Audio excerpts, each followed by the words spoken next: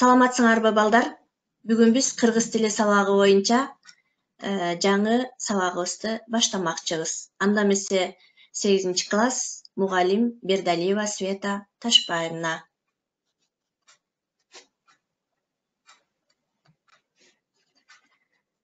Саламатсыңарбы балдар?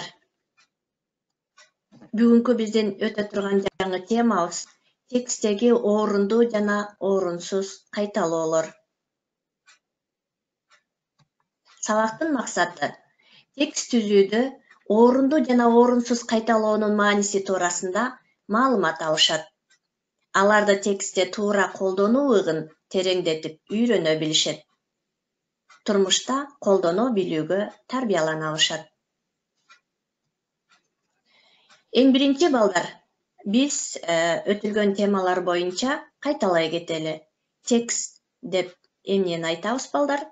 Текст маанилик, тематикалык, грамматикалык, стилистикалык жана структуралык жактан тыгыз байланышкан бир нече сүйлөмдөрдүн жыйынтыгы текст деп аталат. Текст көлөмү боюнча ар кандай болот. Эми балдар, текстте орунду жана орунсуз кайталоолор кездешет. Эми балдар, тексттен биз орунду жана орунсуз кайталоолорду кантип биле алабыз? Мына ушул туурасында бүгүнкү сабагыбызда эмне кылабыз? Көңүл бөлүп карап отурабыз. Кайсы маалда текстте орунду кайталоолорду кездештиребиз жана кайсыл учурда орунсуз кайталоолор көп кездешет. Мына ушул туурасында бүгүнкү сабагыбызга көңүл бөлөлү.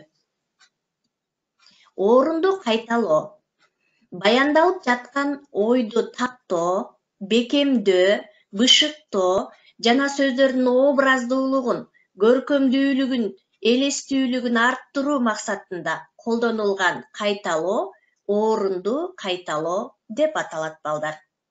Орунду кайталоо төмөнкүдөй учурларда зарыл. Кептин образдуулугун, көркөмдүүлүгүн, элестүүлүгүн күчөтөт. Ойду бекемдеп, тактап, бышыктоо максатында көрсөтүлөт.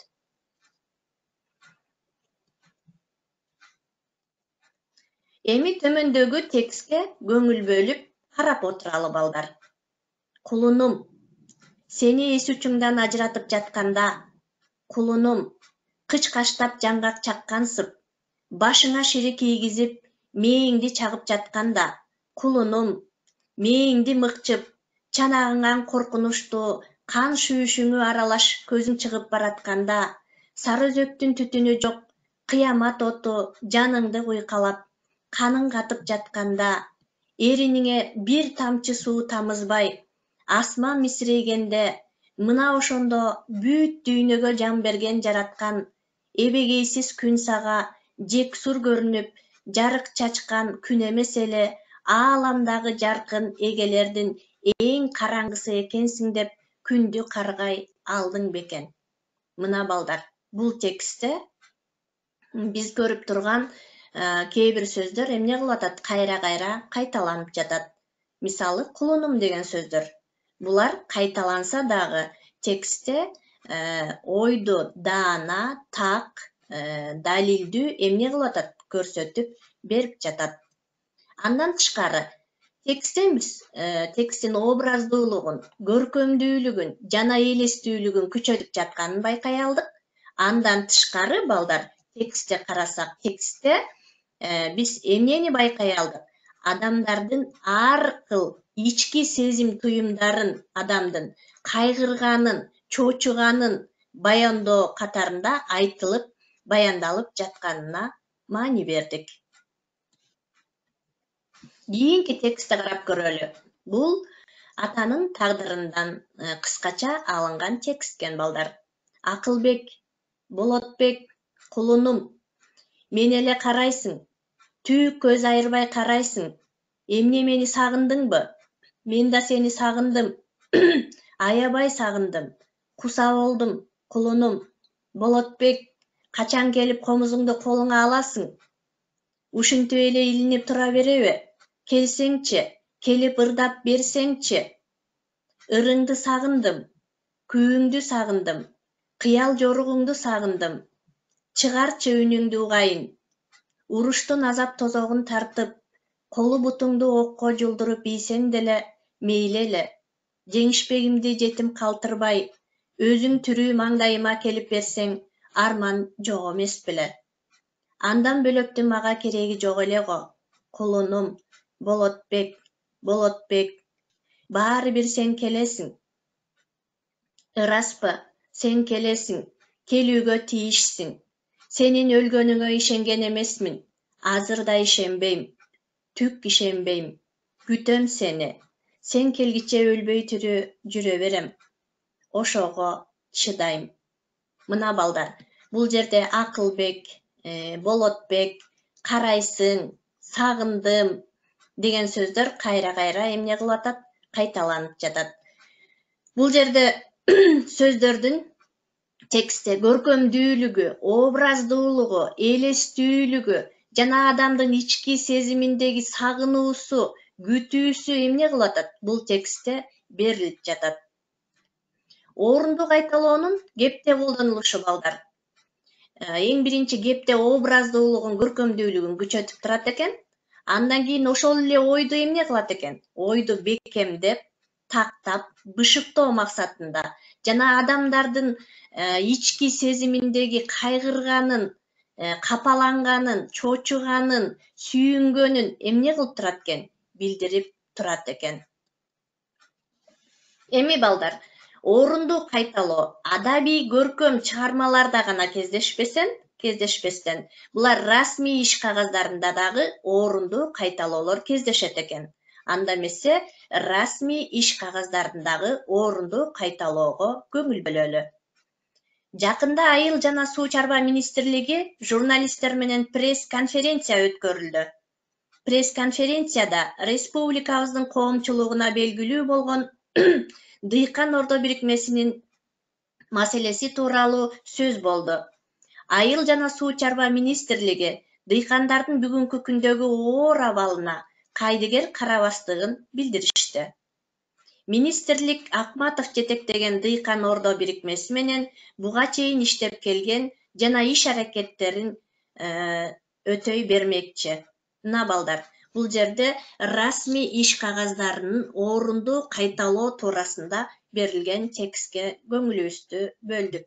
Бул жерде дагы балдар пресс-конференция, Дыйкан Ордо деген сөздөр эмне кылды? Кайра-кайра кайталанды. Бирок кайталанса дагы ойду так, даана эмне кылган? Көрсөтүп берген. Бул расмий иш кагаздарындагы орунду кайталоо. Эми балдар, орунду кайталоолор көркөм чыгармаларда, расмий иш кагаздарда кездешет дедик, Андан тышкары балдар, ырларда дагы расмий орунду кайталоолор эмне кылат экен? Кездешет экен. Мен кыргызмын, сатылбаган сатпаган. Мен кыргызмын, баба наркын сактаган. Ата журтка жасасам деп бир эмгек, ар күн сайын чоң казатка аттанам. Мен кыргызмын, түгөн өрдө түтөгөн. Мен кыргызмын, жок болоордо күчөгөн. Мен кыргызмын, тарыхым бар, тилим бар. Мезгилдердин ой чуңкурун түзөгөн. Зайырбек Ажыматовдун Мен кыргызмын деген ырын эмне кылдык?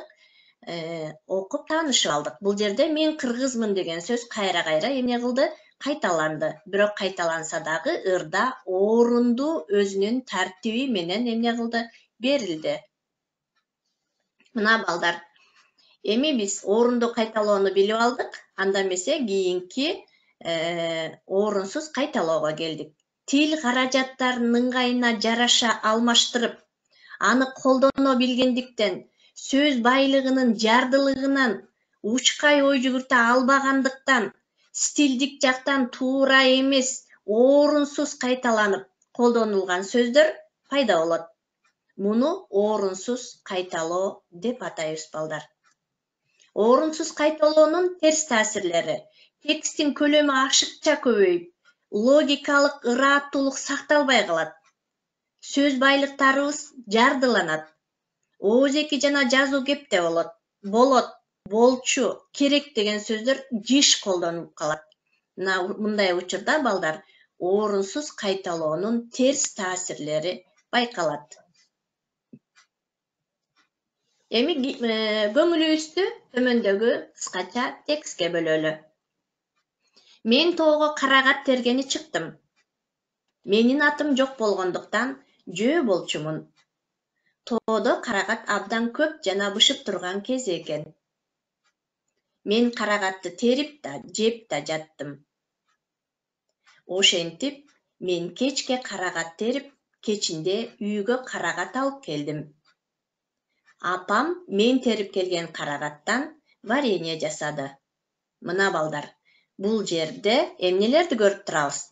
Кара менен басылган сөздөрдү көрүп турабыз. Бул жерде бул сүйлөмдөр эмне кылып атат? Сөздөр кайра-кайра кайталанып атат.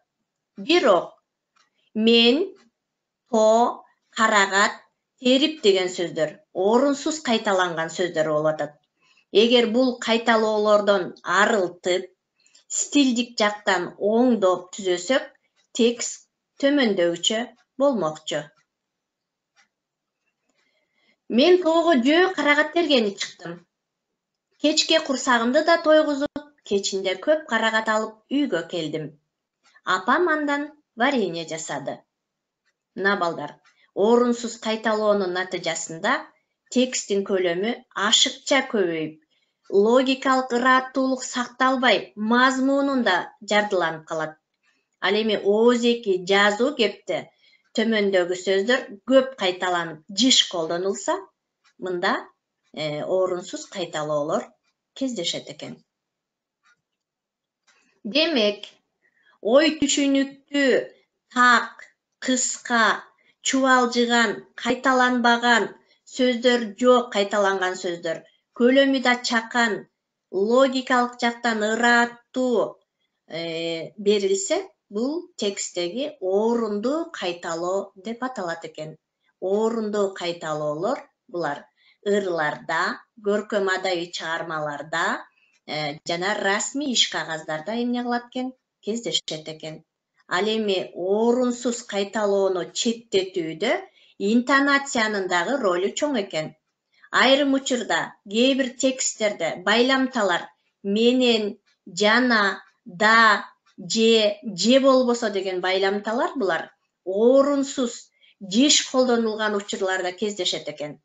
Бул учурда биз тыныш белгилеринин мисалы үтүрдө гана колдонуп, ошол туурасында биз орунсуз кайталоолорду оңдой алганга болот экен. Орунсуз кайталоону четтетүүнүн жолдору: маанилеш синонимдерди колдоно билүүбүз керек экен, ата тоошторду колдонушубуз керек экен, жана интонация аркылуу бөлүп көрсөтүшүбүз керек.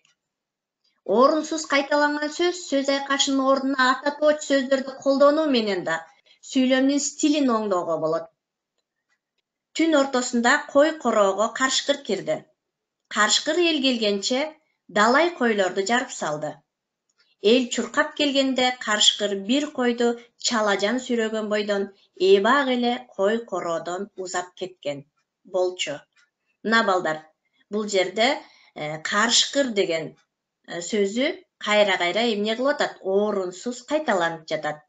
Карышкыр деген зат атооч сөз, Эми туура вариантын карайлы. Түн ортосунда мал короого карышкыр тийди. Ал далай койду жарып салды. Эл жүгүрүп келгенде, ал бир койду чалажан сүйрөгөн бойдон эбак узап кеткен эле. Мына балдар, бул жерде туура варианты жазылды. Эми ал деген үчүнчү жактын ата тооч сөзү. Карышкыр деген сөздү биз ал деген сөзгө эмне кылдык? Коюп, туура вариантын түзүп алдык. Эми балдар, орундуу жана орунсуз кайталоо деген эмне? Орундуу кайталоо кепте образдуулугун, көркөмдүүлүгүн күчөтүп колдонулат экен. Ал эми орунсуз кайталоо текстте көлөмү көбөйүп, логикалык ырат